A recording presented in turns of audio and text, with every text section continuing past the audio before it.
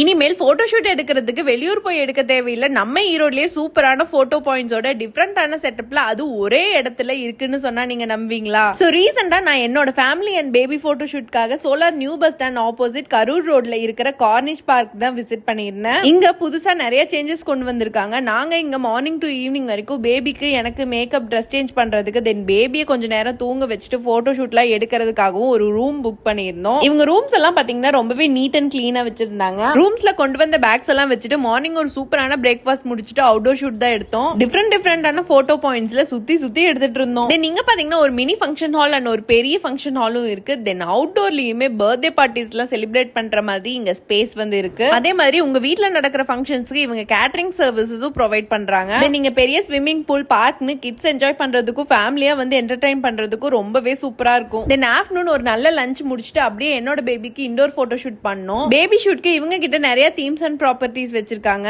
ரொம்பவே பொறுமையா பேபிக்கு டைம் கொடுத்து ஷூட் பண்ணி கொடுத்தாங்க.